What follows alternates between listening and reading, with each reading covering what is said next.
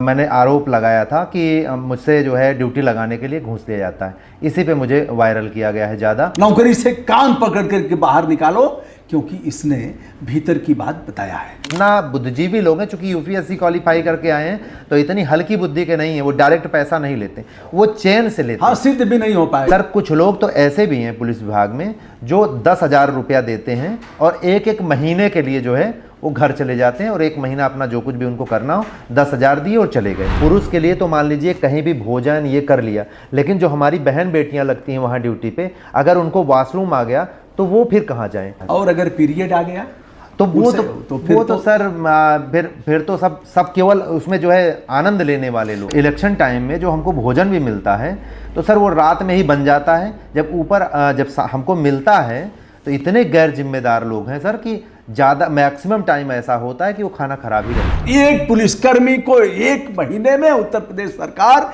देती है 200 रुपया की, बेटा साइकिल में तेल ओल डलवा करके घंटी ठीक कर लो और इसी साइकिल से तुम्हें अपराधी के सीने पर चढ़ करके बैठ जाना है, ताल ठोक करके कहना है, देख हमारी साइकिल ने तुम्हारे थार वाले अपराधियों को कैसे पकड़ा है। और सर इतना सर तकलीफ है कि माननीय मुख्यमंत्री जी ने 500 रुपये उन्होंने किया था। अच्छा। लेकिन सर वो भी अभी तक लागू नहीं हो पाया।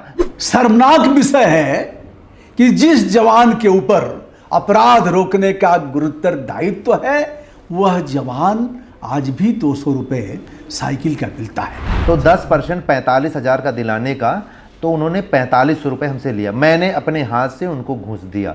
वो जो एक ड्रॉअर था उसके अंदर उन्होंने रखवाया। हमारे यहाँ ना तो बच्चे हों, उसके पहले भी कोई ऐसा प्लान हो जाए जिसको नसबंदी टाइप का कहते हैं कि हम लोगों के बच्चे ही ना हो, तो ये बहुत अच्छे परफेक्ट रहेंगे समाज सेवा के लिए। मैंने उनसे रिक्वेस्ट की, उन्होंने डांट के मुझे फ़ोन पे भी, उनको इतना डर नहीं लगा कि फ़ोन में रिकॉर्डिंग भी चल रहा होगा।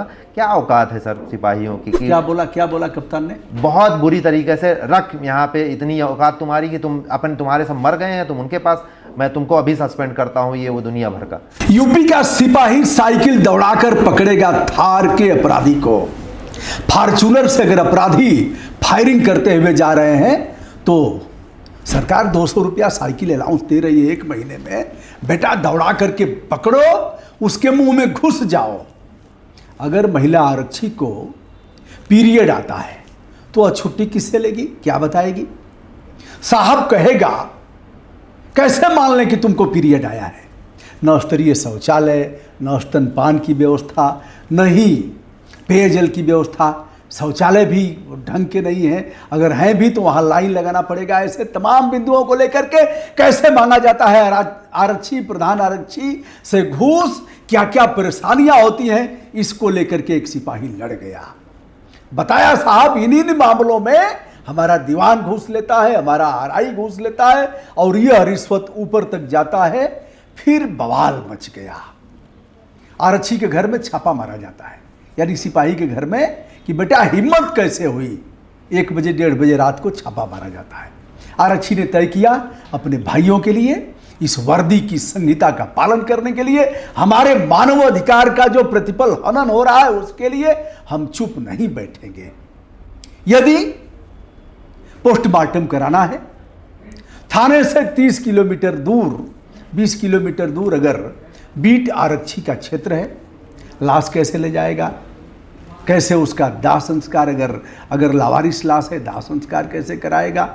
उसको रहने के लिए सरकार ने कहा, बेटा 1 महीने का 2400 रुपया दे रहा हूं, क्वार्टर खोज करके रहो। 2400 रुपया में तो अच्छा क्वार्टर मिल जाएगा, बीबी बच्चों को लेकर के लखनऊ जैसे शहर में रह जाओगे। दोस्तों हमारे साथ हैं सुनील कुमार शुक्ला। शुभकामना सुनील बाबू, बहुत बहुत बधाई। Thank you sir. मोर्चा खोल दिया है, पीछे पड़ गए हैं जी अधिकारी जी, कभी भी कुछ हो सकता है, वायरल हो गए हैं आप।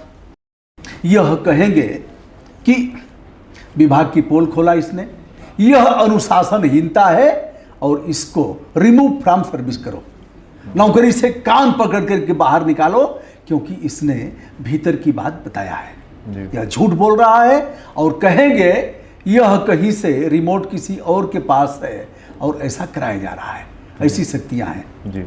तो सुनील एक बार अपना परिचय आप बताएं और फिर हम लोग बातचीत करें। जी, मेरा नाम सुनील कुमार शुक्ला है और मैं मूलतः अमेठी का निवासी हूँ। अमेठी में एक गांव है पूरे राम सेवक मिश्र, और मैं इस समय लखनऊ कमिश्नरेट के रिजर्व पुलिस लाइन में तैनात हूँ। और मैं जो है मूलतः जो मेरा पहला वीडियो आया कि मैंने आरोप लगाया था कि मुझसे जो है ड्यूटी लगाने के लिए घूस दिया जाता है, इसी पे मुझे वायरल किया गया है ज़्यादा।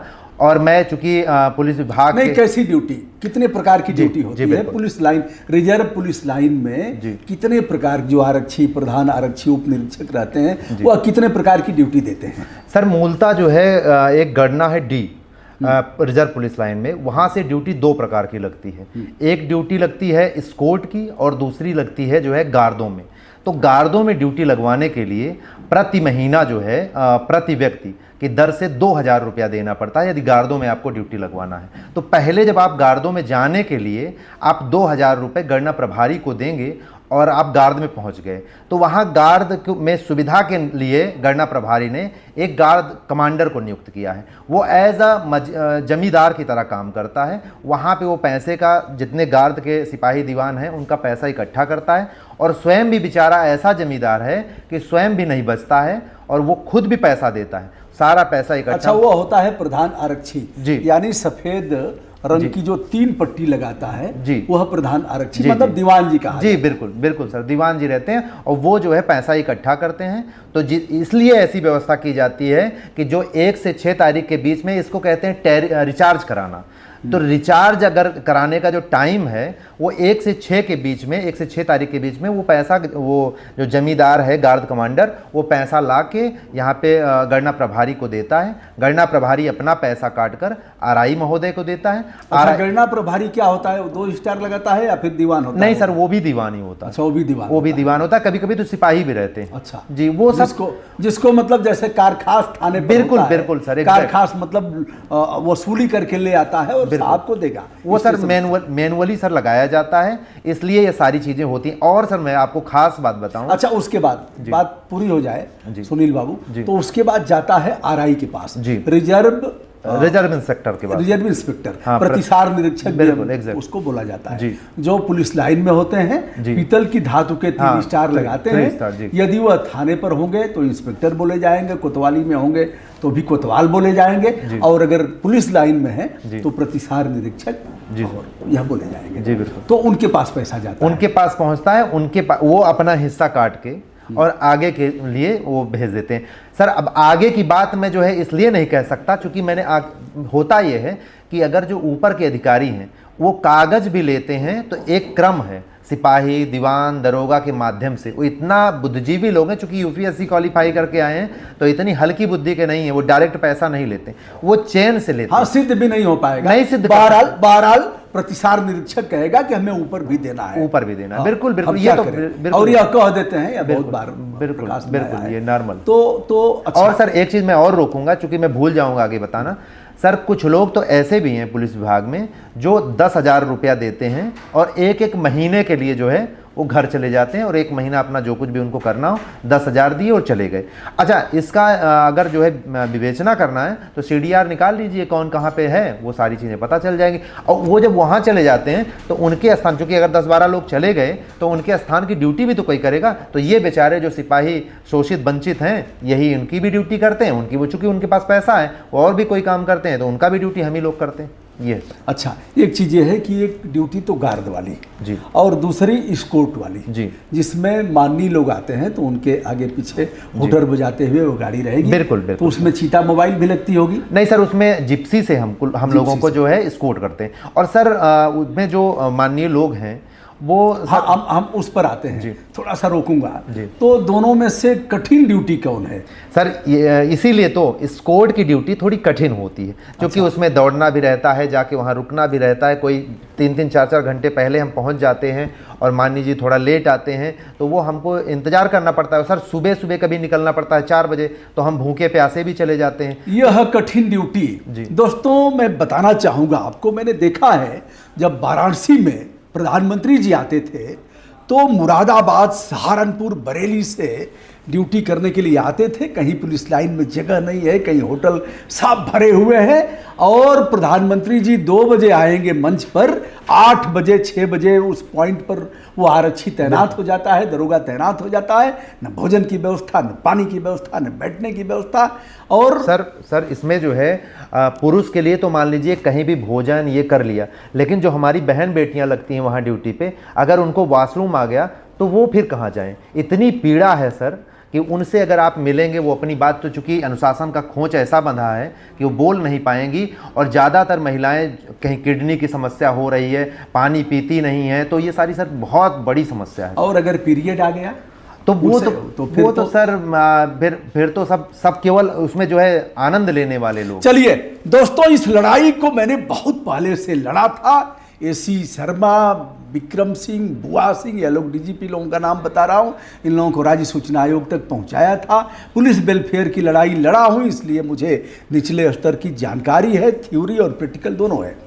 एक चीज़ मैं और बताना चाहूँगा इस परिप्रेक्ष्य में सुनील बाबू, कि वहाँ ड्यूटी लग गई जी, आए जी, वहाँ से रवानगी कराए जी, ट्रेन मिली नहीं जी, किसी सीट पर बैठ गए जी, तो ठीक है, आदमी चाहे तो डर के, चाहे ऐसे नहीं बोलेगा, नहीं तो फिर उठाएगा यहाँ से वहाँ, वहाँ से वहाँ, टीटी कहेगा चलिए आप यहाँ कैसे बैठ गए, बिल्कुल, ये आरक्षित बोगी है जी, तो इसकी भी कोई व्यवस्था नहीं है। ऐसा भी नहीं है कि बस हो साए, अगर मिलिट्री का जवान जी, किसी पहरा पर किसी पॉइंट पर रख दिया गया, पीएससी के लोगों को भी मैंने देखा है, तो उनकी गाड़ी आती है, समय से नाश्ता, समय से भोजन उनको दिया जाता है। बिल्कुल बिल्कुल। लेकिन उत्तर प्रदेश पुलिस में यह सर वो जैसे इलेक्शन टाइम में जो हमको भोजन भी मिलता है, तो सर वो रात में ही बन जाता है। जब ऊपर जब हमको मिलता है तो इतने गैर जिम्मेदार लोग हैं सर कि ज़्यादा मैक्सिमम टाइम ऐसा होता है कि वो खाना खराब ही रहता है। ठीक है, इलेक्शन की बात छोड़िए, इलेक्शन समय से आएगा, ठीक है, आवश्यक सेवा है चाहे जैसे, हम इस पर बात कर रहे हैं जी। अगर वीआईपी ड्यूटी लग गई और सहारनपुर से व्यक्ति आ गया बनारस, जी, आ गया मुरादाबाद से जी, आ गया बरेली से जी, आ गया मेरठ से, तो करेगा क्या हुआ? सर वही है कि 6 बजे पॉइंट पर खड़ा हो गया और 2 बजे 3 बजे 4 बजे माननीय का हेलीकॉप्टर गड़गड़ाया, और उसके बाद वह हुआ, उसके बाद उसके पास कुछ है नहीं, न कोई वाहन है न कुछ है। ऐसा भी नहीं है कि गाड़ी सरकारी आई, पॉइंट पर छोड़ी सबको और फिर जैसे ही ड्यूटी खत्म हुई सबको उठाई ले गई, ऐसा भी नहीं है। नहीं नहीं बिल्कुल नहीं सर। तो इस सवाल के साथ आपने 2 चीज़ कहा, तो आरक्षी चाहता है यह उप निरीक्षक और यह चाहते हैं प्रधान आरक्षी कि हमारी ड्यूटी इस कोर्ट में न लगे जी, गार्ड ड्यूटी लगे जी, जिससे कि हमको थोड़ी सहूलियत हो, हम समय से भोजन पानी कर सकें। उसमें कुछ बच्चे इसके लिए खेल होता है, बिल्कुल ड्यूटी लगवाने के लिए पैसा देना पड़ेगा, बिल्कुल सर। यदि नहीं देंगे जी तो लग जाएगा, तो स्कोर्ट आप करेंगे और कहीं आपकी ड्यूटी जानी होगी तो और कहीं चली अच्छा, स्कोर्ट में तो लग्जरी गाड़ियां हैं माननीय लोगों की, माननीय सामान्य तो है नहीं जी जी, माननीय माने विधायक के लिए तो स्कोर्ट लगेगा नहीं, सांसद के लिए लगेगा नहीं, जब लगेगा तो मिनिस्टर के लिए लगेगा, हाई कोर्ट के जज साहब हैं उनके लिए लगेगा, कोई निगम और उसके हैं उसके लिए लगेगा, यही लोग हैं गवर्नर के लिए। तो जो आपकी गाड़ियां हैं जी और उनकी लग्जरी गाड़ियां जी, तो आप लोग कैसे स्कोर्ट करते हैं, कैसे क्या वो वाहन सामना करने लायक सर? पीछे से जो है, जो ड्राइवर साहब रहते हैं पीछे वाली गाड़ी के, वो फ़ोन करके बताते हैं कि आप जो है थोड़ा लेट हो रहा है और आप थोड़ा गाड़ी तेज़ चलाइए। सर आपने देखा होगा कि कई बार जो है एक्सीडेंट भी हो गए, और इतनी तेज़ गाड़ियाँ भगाते हैं कि हम लोग जब बैठे रहते हैं पीछे गाड़ी पे, आगे गाड़ी पे जब चलती हुई, तो ऐसे लगता है कि आज बच गए तो घर में जो है सुरक्षित पहुंच जाएंगे, तो आज भगवान का जाके चरण बंदन कर लेंगे कि चलिए आज आपने बचा दिया। ये स्थिति उसी में कभी कभी बहन बेटियां भी रहती हैं, सब डरते रहते हैं कि बस किसी तरह आज पहुंच जाएं, बस यही स्थिति है सर। तो यह रहा भ्रष्टाचार। इस पर हम आएंगे कि आपके इस आवाज़ उठाने के बाद एक्शन क्या हुआ उन लोगों पर। साइकिल अलाउंस 200 रुपया एक पुलिसकर्मी को 1 महीने में उत्तर प्रदेश सरकार देती है। 200 रुपया की बेटा साइकिल में तेल ओल डलवा करके घंटी ठीक कर लो, और इसी साइकिल से तुम्हें अपराधी के सीने पर चढ़ करके बैठ जाना है, ताल ठोक करके कहना है देख हमारी साइकिल ने तुम्हारे थार वाले अपराधियों को कैसे पकड़ा है। तुम्हारे फार्चूनर और पल्सर से और अपाची से बहुत दुर्घटनाएं होती हैं, मोटरसाइकिल में शायद 2 हैं जी जिसका प्रयोग होता है, तो पल्सर और अपाची को भी चाप देते हैं आप लोग साइकिल से? हाँ, सर हम लोग जो है इतना अच्छा डाइट भोजन करते हैं और नियमित करते हैं कि जिससे हम लोग पछाड़ देते हैं उनको भी। और सर इतना सर तकलीफ़ है कि माननीय मुख्यमंत्री जी ने 500 रुपये उन्होंने किया था। अच्छा। लेकिन सर वो भी अभी तक लागू नहीं हो पाया, क्योंकि माननीय मुख्यमंत्री जी तक हमारी लोगों की बात तो पहुंच नहीं पाती। जो लोग मिलते हैं वो लोग अपना कैसे क्या डील करते हैं वो जाने। सर वो जो कब किया था लगभग कुछ याद सर है? तकरीबन मुझे लगभग में 2 साल से ज़्यादा ही हो गया होगा कि 500 उन्होंने किया था, अभी भी हम लोगों को 200 ही। चलिए, हम अपने चैनल के माध्यम से उत्तर प्रदेश के मुख्यमंत्री आदित्यनाथ योगी जी तक यह बात पहुंचा रहे हैं कि उत्तर प्रदेश में आरक्षी यानी सिपाही के लिए 200 रुपया एक महीने में साइकिल अलाउंस मिलता है कि बेटा इस साइकिल से साइकिल दौड़ाओ और अपराधियों के सीने पर बैठ जाओ। कितना हास्यास्पद, दुखद और शर्मनाक विषय है कि जिस जवान के ऊपर अपराध रोकने का गुरुतर दायित्व है, वह जवान आज भी 200 रुपये साइकिल का मिलता है। यदि वह मोटरसाइकिल रखेगा, मुख्यमंत्री जी तेल डलवाएगा तो अपने वेतन से डलवाए या तो फिर कहीं से खेल करे। जी बिल्कुल। खेल रुकेगा कैसे? मुख्यमंत्री जी, आपको लगेगा कि मैं पहली बार ऐसा कर रहा हूं। मैंने जैसा बताया, बुआ सिंह, एसी शर्मा, विक्रम सिंह इत्यादि इत्यादि इन लोगों के समय में भी मैंने दांत रंग दिया था। और इस पुलिस वेलफेयर, तब आप मुख्यमंत्री नहीं थे, क्षमा करिएगा, उस समय मैंने किया था। खूब लड़ाई लड़ा, तबीयत से लड़ाई लड़ा, बड़ी जांच कराई गई, इसलिए कि पुलिस के मालिक हम हैं। माननीय मुख्यमंत्री जी, जनता मालिक है थानों की। कई बार यह बात आई कि आपसे क्या मतलब? हमने कहा जनता मालिक है थाने की, जनता मालिक है पुलिस लाइन की, जनता मालिक है पुलिस कर्मियों की। जर्जर शौचालय, हैंडपंप नहीं है पानी पीने के लिए। श्री कृष्ण जन्माष्टमी का जब पर्व होगा तो उसमें प्रधान जी और क्षेत्र पंचायत सदस्य प्रमुख जी और उन लोगों को न्योता बांटा जाता है। वह लोग आते हैं, न्योता लिखवाते हैं, स्टेशन अफसर कहता है कि चलो एक हैंडपंप लगवा देता हूँ, कहेगा चलो एक आरओ लगवा देता हूँ। ऐसे कुछ है सुनील बाबू, जिसको मैंने अपनी आंखों से देखा है जी। एक चीज़ और, हमारा थाना है सादियाबाद जी, गाजीपुर का सादियाबाद। सादियाबाद में एक माननीय मंत्री जी का वो खिड़की जंगला सब टूटा हुआ था, तो बेचारे एक मंत्री जी का वह फ्लैक्स ले आए थे, लगा दिए थे, उसी में उनका फोटो था। मैंने किया तो कप्तान ने कहा कि हिम्मत कैसे हुई थाने में। हमने कहा कप्तान साहब खबरदार, ये थाने हमारे हैं, शर्म नहीं लग रही है कि पुलिसकर्मी कैसे रह रहे हैं? टूटी हुई खिड़कियां, शौचालय, टोटियां नहीं है, कहाँ से पानी लाएंगे, कैसे शौच के लिए जाएंगे? बहरहाल आता हूँ सुनील बाबू पर। तो यह रहा, अब कौन कौन सी लड़ाई आपने लड़ा जिसकी वजह से यह मामला इतना? सर मैं एक बात जो है रायबरेली जनपद की बताना चाहूँगा। सर मेरी पत्नी का जो है डिलीवरी हुआ था। हाँ। उसमें जो है मैंने 50,000 का बिल लगाया, और मैं जब बाबू एक हैं शैलेंद्र कुमार जी, और उनके पास मैं गया तो उन्होंने कहा कि 50,000 तो नहीं लेकिन 45,000 दिलवा दूंगा। तो उन्होंने कहा कि जानते तो हो ना व्यवस्था? तो मैंने कहा हाँ सर जानते हैं, हम भी जानते हैं, सभी जानते हैं कि 10% लगता है रायबरेली जनपद में। अब लखनऊ में तो 15% है। अच्छा। लेकिन जी सर बिल्कुल सर, हर जिले का एक अपना है कि जो सख्त बाबू तो वो 2-4% बढ़ा देगा। मतलब मेडिकल अलाउंस, मेडिकल का जो जी, चिकित्सा प्रतिपूर्ति का जी, हाँ, चिकित्सा प्रतिपूर्ति का जी 15% लखनऊ में है जी, 10% जो है रायबरेली में। तो 10% 45,000 का दिलाने का तो उन्होंने 4500 रुपये हमसे लिया। मैंने अपने हाथ से उनको घूस दिया। वो जो एक ड्रॉर था उसके अंदर उन्होंने रखवाया, वो उसका जहाँ। अच्छा, अपने हाथ से नहीं लेते हैं? नहीं नहीं नहीं नहीं सर, बड़े होशियार लोग हैं, सीसीटीवी देख लेते हैं, अगर निकाल लिए तो अरे हाथ जोड़ लेंगे, उसके बाद जब किनारे में ले जाके ले लेंगे। बड़े प्रोफेशनल तरीके से, चाय की दुकान पर लेंगे। बिल्कुल बिल्कुल, बड़े प्रोफेशनल लोग हैं और बहुत अच्छे ढंग से। अब तो पान की दुकान का स्कैनर दे देते हैं लोग, जी वहीं उसी पर। हाँ, उनसे कर लें सर। तो अब जो है उन्होंने हमसे 4500 रुपये घूस के तौर पर लिया। अब मैं, जो हमारी बिटिया बीमार हुई उसका चिकित्सा प्रतिपूर्ति था, मैं देने के लिए वहाँ पे आया। तो मैंने पूछा सर जो पहला मैंने दिया था पत्नी का, उसका सर क्या कहाँ तक पहुँचा, कब तक आ जाएगा? तो उन्होंने रजिस्टर देखा, कहा कि 35,000 रुपया है, जल्दी जब बजट आएगा तो आ जाएगा। हम कहे सर 45,000 की बात हुई, उसका 10% मैंने 4500 घूस दिया, अब 35,000 सर कैसे? मेरा तो बहुत नुकसान है सर। तो ऐसा करिए कि सर मेरा पैसा वापस कर दीजिए। तो उन्होंने, सिपाही अगर बाबू से ये कह दे कि पैसा वापस कर दीजिए तो इतनी औकात तुम्हारी हो जाएगी कि तुम जो है बाबू से कह दोगे कि पैसा वापस कर दो। सर मैं जो है ये चीज़ कहता हूँ तो वो कहते हैं कि पैसा वैसा नहीं वापस करूँगा, जो करना है कर लो। तो मैं कहा कि जो है कप्तान साहब के सामने मैं पेश होने जाता हूँ।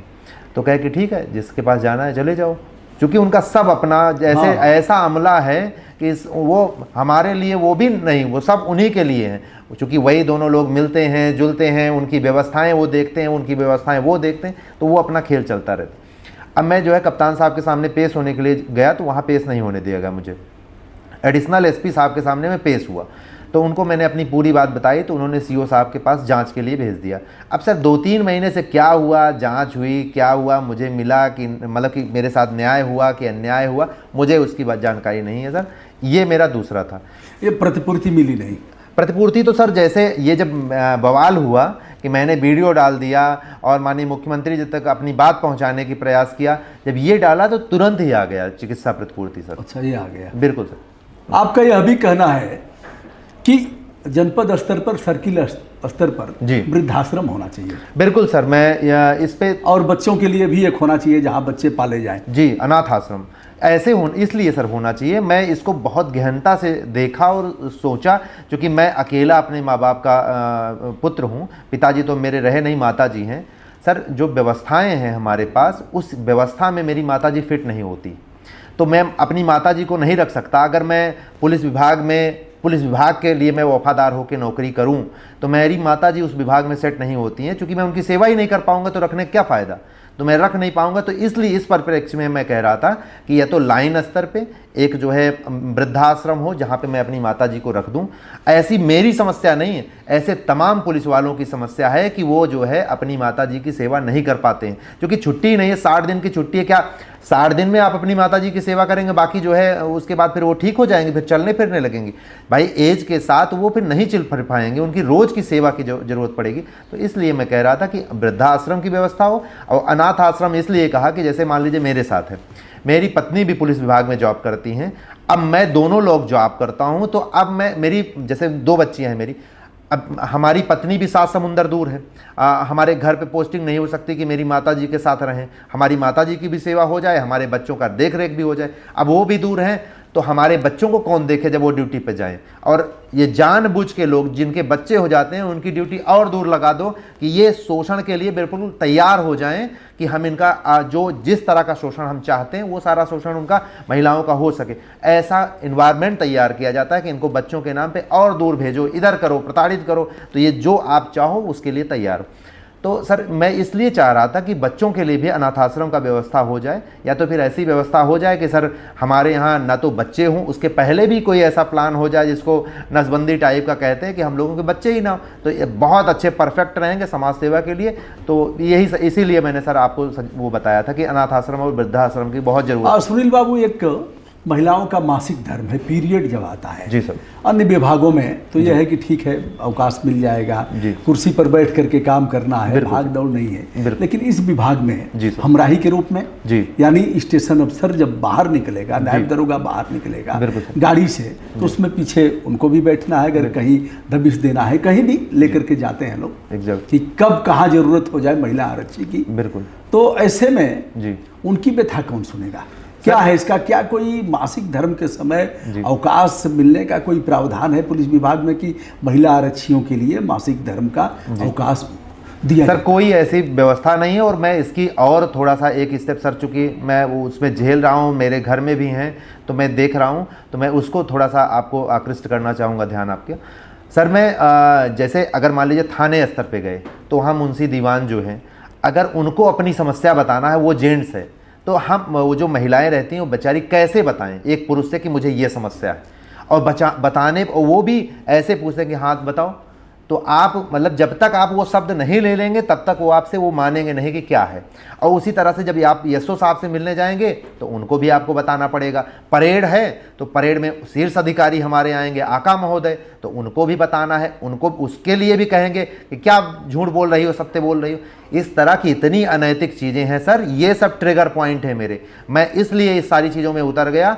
मेरा इतना शोषण हुआ है, मेरा स्वयं नहीं, मैंने समाज में चूँकि मैं ऐसा हूँ कि मैं अपनी ही बहन बेटी को बहन बेटी नहीं मानता, मैं औरों की बहन बेटी को भी, उनकी भी जो तकलीफ़ है मैं उनको भी अपनी बहन बेटी की तरह देखता हूँ। अगर उनके साथ कोई अनैतिक कृत्य करता है तो मेरी अंतरात्मा सर झकझोर देती है। इसलिए सर मैंने ये सब करने का वो कर लिया। जबकि मैं सर मेरी इतनी विपरीत परिस्थिति है कि मैं अपने घर का अकेला मेल सदस्य हूँ।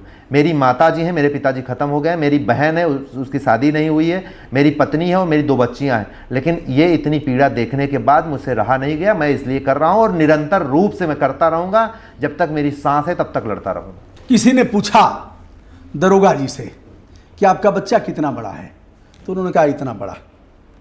उन्होंने कहा ये कौन सा मापक होता है, कितना बड़ा है? कहा इतना बड़ा है। कैसे? तो बताया कि साहब जब रात को जाता हूँ ड्यूटी करके तो सोया रहता है इतने में, और उसके बाद भोर में ही या सुबह ही निकल जाता हूँ तब भी सोया रहता है, तो इतना ही बड़ा है।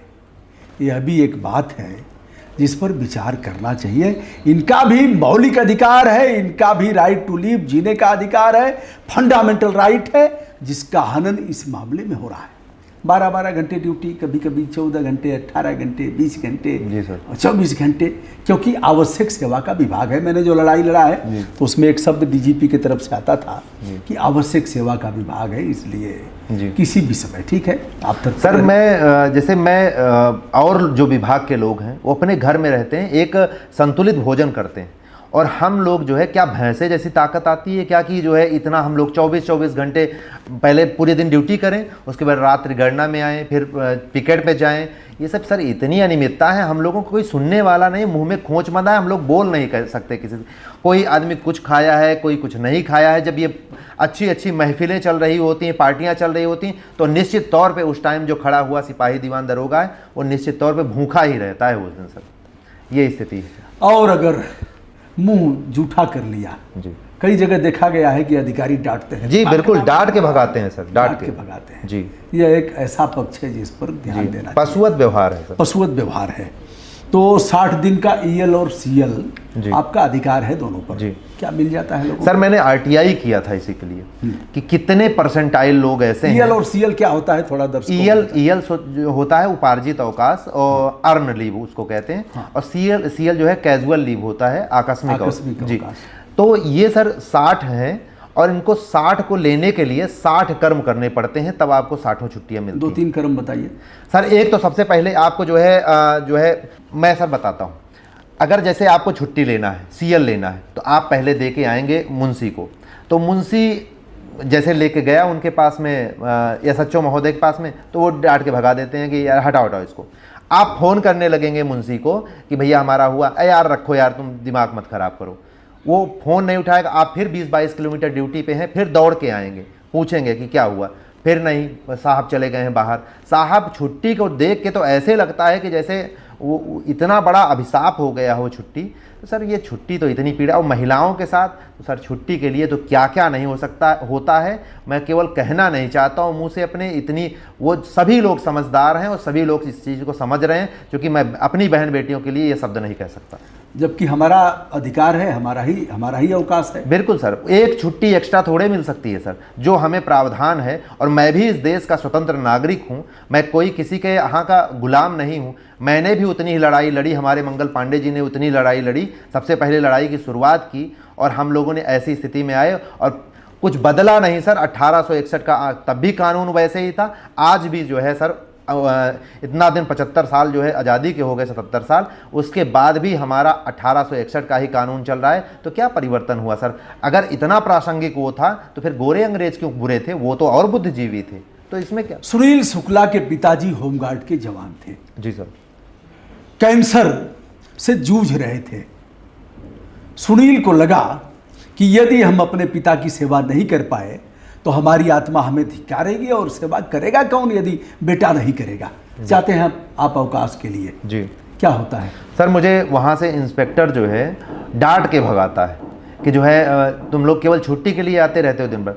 तो मैं सर वहाँ, कहाँ आप उस समय तैनाती थी? सर मैं 112 में था उस समय। अच्छा जी, 112 में तो 12 घंटे सर, 12 घंटे ड्यूटी है। और जो है मैं सर अकेला अपने माता पिता का पुत्र हूँ, अगर मैं नहीं करूँगा तो फिर कौन उनकी सेवा करने के लिए जाएगा। और मुंबई में उनको लेके गया अस्पताल दवा कराने के लिए सर, वहाँ जो हमको छुट्टी मिली थी उसके बाद छुट्टी खत्म हो गई, तो मैंने कप्तान साहब से रिक्वेस्ट किया, फ़ोन किया उनके पास में कि सर ऐसी ऐसी बात है और सर मैं बहुत विपरीत परिस्थिति में हूँ और मैं अकेला अपने माता पिता का पुत्र हूँ और सर मेरे अलावा उनका कोई कुछ करने वाला नहीं। मैंने उनसे रिक्वेस्ट किया, उन्होंने डांट के मुझे फ़ोन पे भी, उनको इतना डर नहीं लगा कि फ़ोन में रिकॉर्डिंग भी चल रहा होगा। क्या औकात है सर सिपाहियों की कि क्या बोला कप्तान ने? बहुत बुरी तरीके से, रख यहाँ पे इतनी औकात तुम्हारी कि तुम्हारे सब मर गए हैं, तुम उनके पास, मैं तुमको अभी सस्पेंड करता हूँ, ये वो दुनिया भर का। और मैंने सर अपनी पूरी डिटेल उनके पास भेजी थी कि सर ये है। उसके बाद भी जो उन्होंने, तो सर ये सारी चीज़ें इतनी पीड़ा सहते सहते और देखते देखते फिर ये स्थिति आती है कि मैं पुलिस, और लोग कह रहे हैं कि पुलिस विभाग की बुराई कर रहे हो। सर मैं किसके सामने कह रहा हूँ? ये क्या जनता जो है ये गैर समझते हैं क्या इनको कि ये तो मालिक हैं, इनके सामने पीड़ा अपनी नहीं कहूँगा तो किसके सामने कहूँगा? माननीय मुख्यमंत्री जी के सामने अपनी पीड़ा नहीं कहूँगा तो किससे कहूँगा? आप जैसे पत्रकार बंधुओं के साथ में नहीं कहूँगा तो वकील साथ, किसके सामने मैं, कौन गैर है? इन लोगों ने मेरा सर, मैंने पेज बनाया था फेसबुक पेज, जिसको मैंने लोगों के सामने अपनी पीड़ा रखने का, अपने पुलिस परिवार की पीड़ा रखने की बात सोची थी और मैं रख रहा था।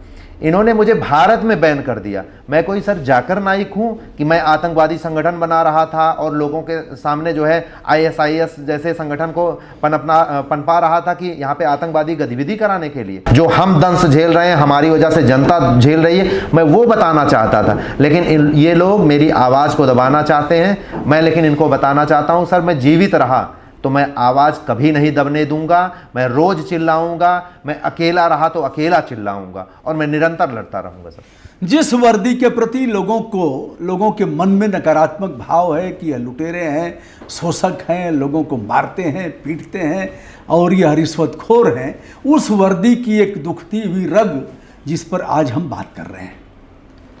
सामान्य सा आरक्षी उत्तर प्रदेश पुलिस का पिता, होमगार्ड के जवान, कैंसर से जूझ रहे पिता को इलाज कराने के लिए बेटा ले जाता है मुंबई, वहाँ इलाज करा रहा है। इलाज और भी आगे चलना है, अवकाश खत्म हो गया, नीचे के लोगों ने नहीं सुना तो आरक्षी कप्तान साहब को सीधे फ़ोन मिलाता है और कहता है, हुजूर हमारे पिता की ये हाल है और हमने व्हाट्सएप पर सब भेज दिया है, इनका इलाज कुछ दिन और चलेगा।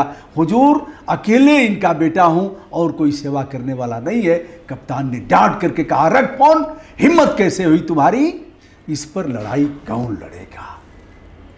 सुनील, बड़ा फिर क्या हुआ? फिर आप इलाज कराए और फिर? जी सर, मैं इलाज कराया। उस दौरान जो है फिर चूँकि हमारे पास और कोई ऑप्शन नहीं था तो मैं फिर गैर हाजिर हो गया। चूँकि सर मैं अपने माता पिता को भी ऐसे नहीं छोड़ सकता हूँ, चूँकि वो भी उन्हीं की वजह से मैं इस धरती पे हूँ, तो मैं उनके इलाज को सर, मैं इसलिए मैं 2-3 महीना जो है गैर हाजिर रहा, उनके इलाज को कराया।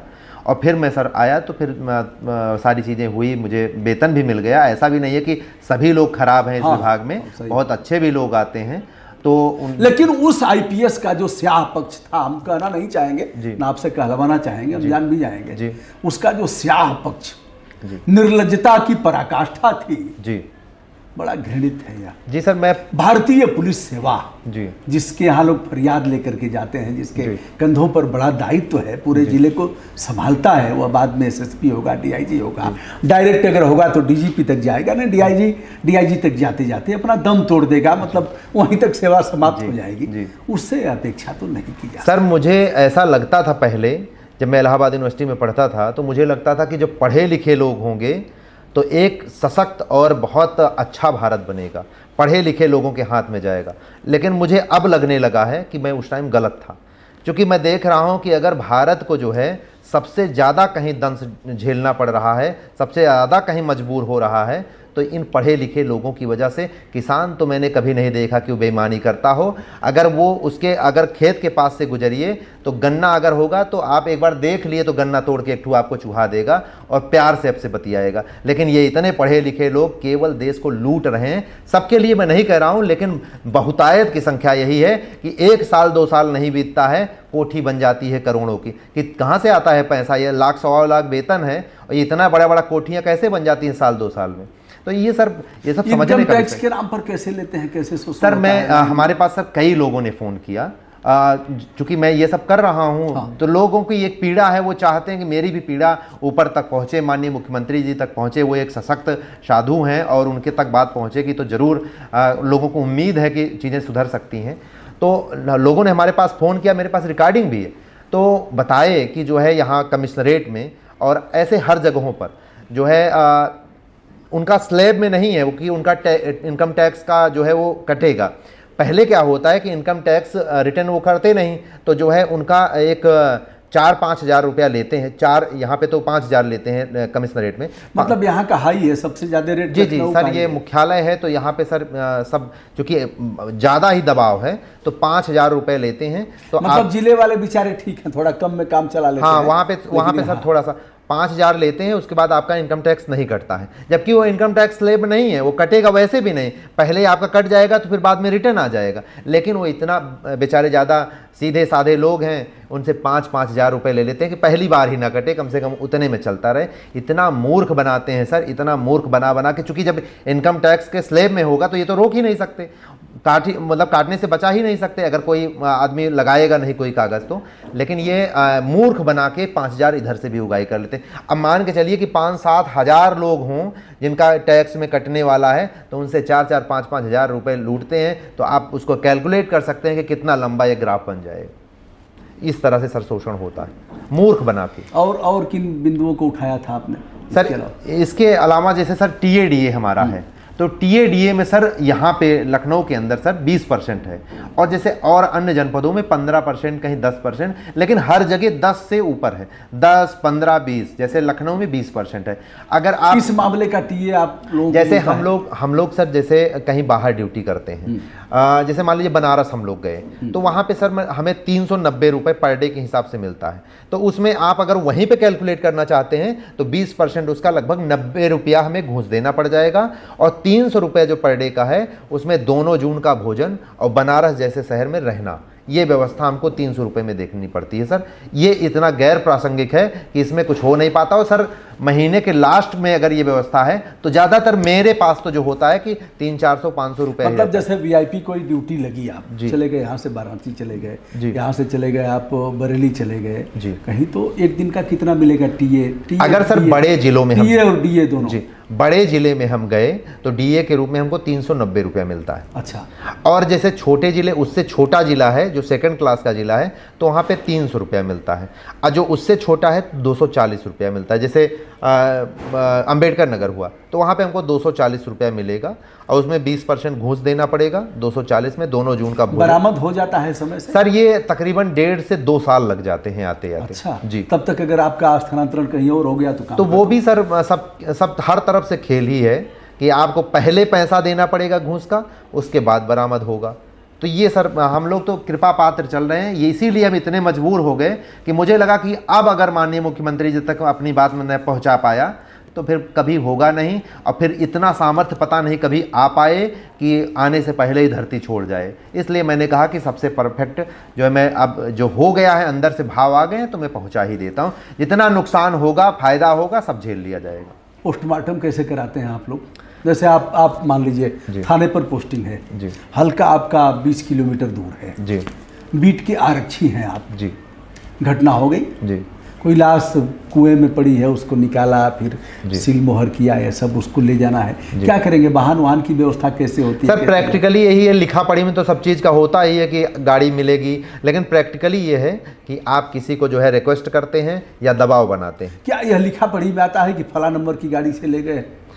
अब ये तो नहीं रहता है कि सर जो है आप जहाँ से लाश को उठवा के रखवाते हैं तो किसी से रिक्वेस्ट करके, ज़्यादातर पुलिस दबाव बना के कि अपना रखवाई और दबाव का समय तो उतना रहा हाँ, नहीं, अब फोन सबके पास मोबाइल है और सब। जी बिल्कुल, अब फोन हो गया है तो आदमी रिक्वेस्ट करता है, हो गया तो हो गया, नहीं अपनी जेब से। जैसे हमने एक दिन किया, कई दिनों से महीनों से एक गाड़ी जल करके पड़ी हुई थी और उसको हटाने का कोई इंतजाम नहीं, मैंने 112 पर किया। बहरहाल बेचारे आरक्षी आए तो अभी हटेगी कैसे?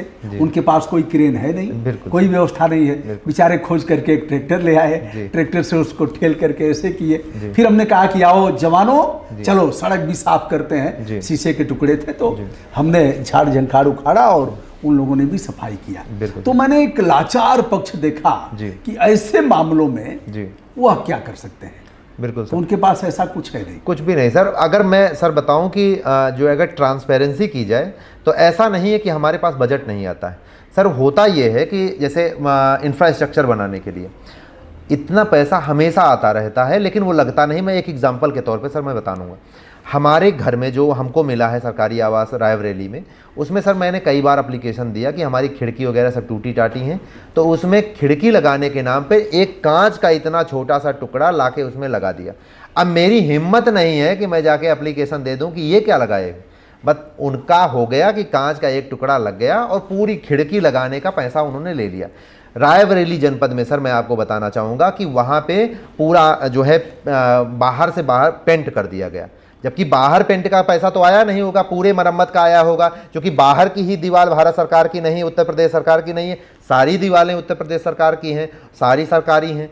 तो केवल बाहर पेंटिंग कर दिया जाता है और बाहर से फ़ोटो ले लिया जाता है और वो जो ऊपर तक पहुंचा दिया जाता है। यही वास्तविकता है और बाकी का सारा पैसा सभी जानते हैं कहीं चला जाता है। अब उसके बारे में चूंकि हमें देखा तो है नहीं किसने जेब में रख लिया है, लेकिन ये प्रासंगिक तौर पे यही है कि उसमें लोग खा लेते हैं उसके पैसे को। बताते चलें दोस्तों, कई थानों के गिरने से पुलिस लाइन गिरी, थाने गिरे और कई आरक्षियों की मौत हुई। यह सब होता रहता है। हवालात विहीन थाने हैं और थानों पर जो मौलिक आवश्यकताएं हैं वो सर मैं 1 मिनट के लिए और रोकेंगे कि सर हमारा ही जो आवास है उसके लिए मैंने कम से कम 10 से 12 बार एप्लीकेशन दिया है। आरआई महोदय को भी मैंने फ़ोन करके भी, और जब हमारे पत्नी के ऊपर छत मैंने सर उधर पेंट भी नहीं कराया है कि देखना हो तो देख लेंगे कि, और सर एक बार अंदर अगर आदमी चला जाए तो इतनी जगह से हमारे भगवान जी जहाँ रहते हैं उनके ऊपर भी गिर जाता है। हमारी टीवी लगी थी, टीवी के ऊपर छत वो गिर गया, टीवी भी टूट गई। मतलब सर कभी भी कहीं गिरता रहता है। पूरा परिवार मैंने बम पे बैठा रखा है,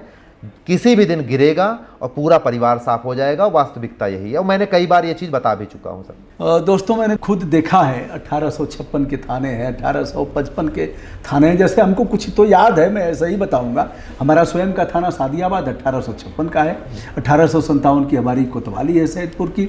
इसी तरह से 1855 का वाराणसी का चौबेपुर थाना है, 1850 का चेतगंज थाना है। चूँकि मैंने व्यापक लड़ाई लड़ी है इसके लिए तो मैं जानता हूँ। हवालात विहीन थाने, जर्जर थाने, परित्यक्त थाने जिसमें पुलिसकर्मी रह रहे हैं, तो थाने हमारे हैं, थाने के मालिक हम हैं।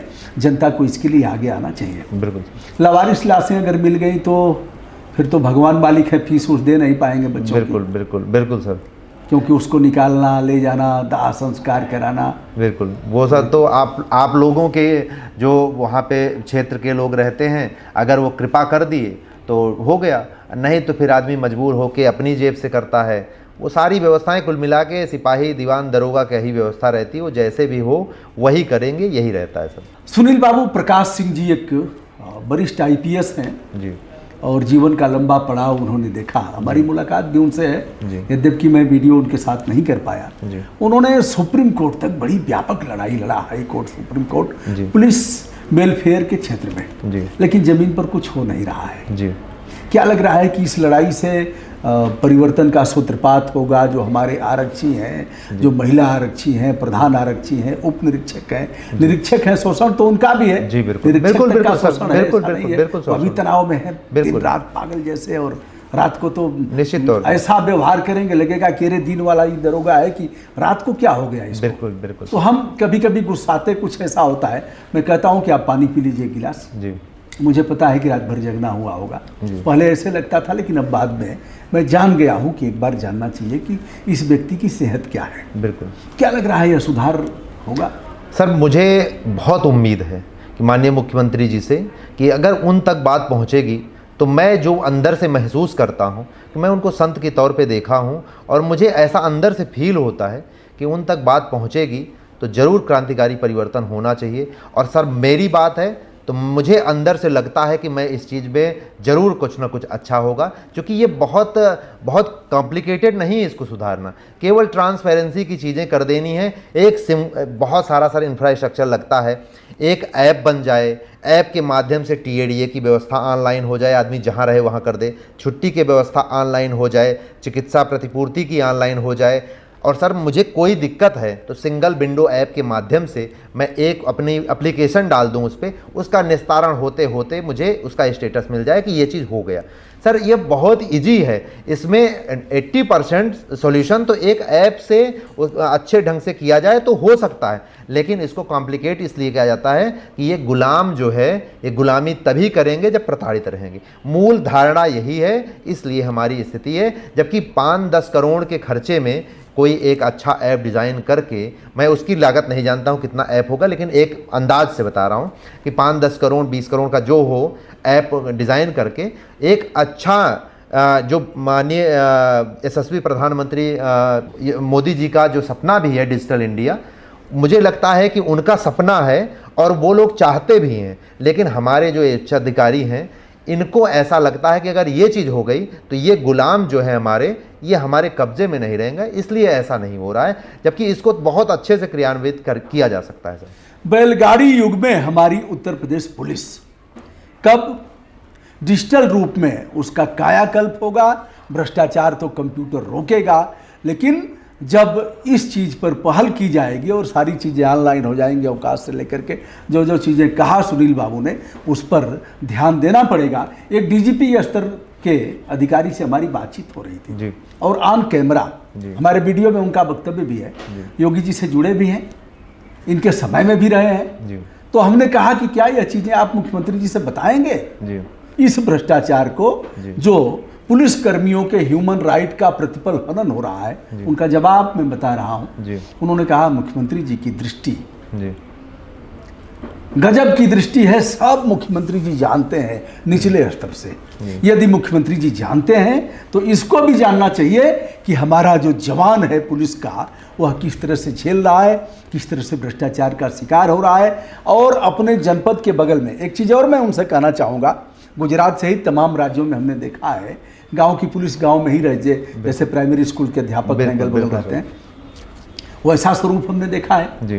अब इनको निकटवर्ती जिले से दूर कर दिया गया है। बिल्कुल सर। नज़दीक रहते, एक दिन की छुट्टी होती, भाग करके चले जाते, बच्चों से मिल करके आ जाते, लेकिन वह चीज़ें नहीं हैं। इन पर भी विचार करना चाहिए। ये आप ही के लोग हैं, आप ही के जवान हैं, आपके घर के हैं, आप इनके मुखिया हैं, और इनके वेलफेयर के लिए, इनके मानव अधिकारों की रक्षा के लिए यदि आप नहीं करते हैं तो ऐसे समय समय पर जवान बागी होकर के अपनी बात कहेंगे और यह बातें फिर प्रकाश में आएंगी।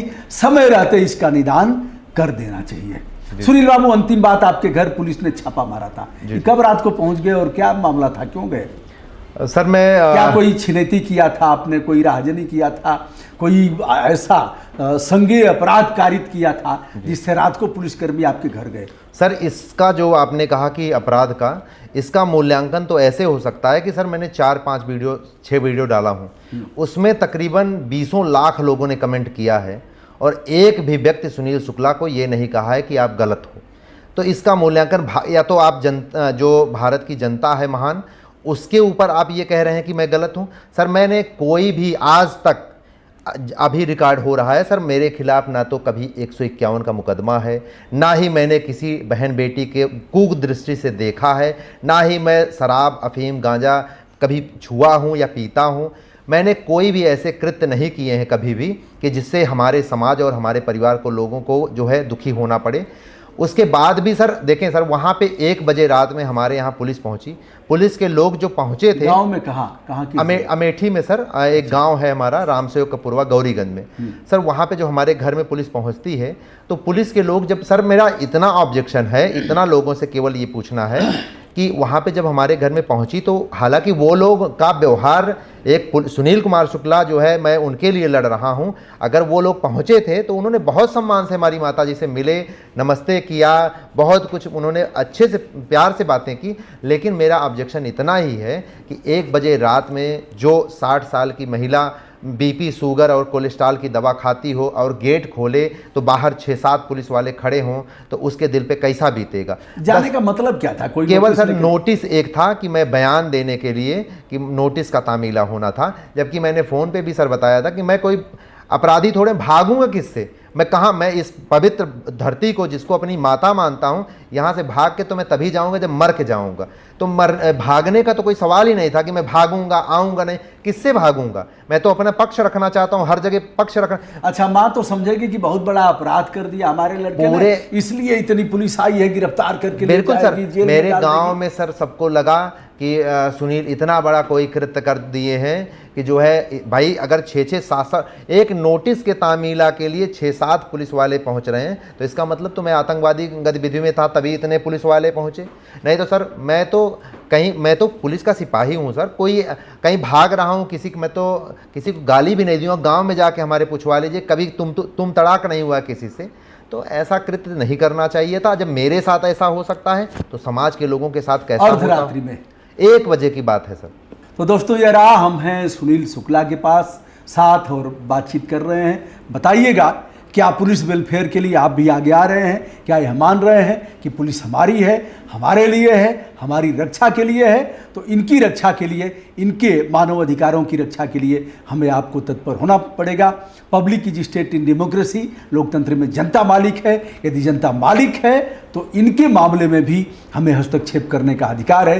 क्या आप मानते हैं कि यह मामला आदित्यनाथ योगी सहित अन्य जिम्मेदार लोगों तक पहुंचना चाहिए? यह मामला तमाम जो आईपीएस अफसर हैं उन तक पहुंचना चाहिए, और जो भ्रष्टाचार के मामले और इनके प्रतिपल ह्यूमन राइट के हनन के मामले आ रहे हैं उस पर अंकुश लगना चाहिए। यदि हाँ, तो आपके विचार विनम्रता के साथ आमंत्रित किए जाते हैं। मैं यह भी कहूँगा मुख्यमंत्री जी से, इस जवान का कोई अगर अहित होता है तो पाप के भागी बनेंगे, क्योंकि कौन आवाज़ उठाएगा? वाक और अभिव्यक्ति की आज़ादी है, आवाज़ दबा करके रखा जाएगा तो फिर भ्रष्टाचार उन्मूलन होगा कैसे?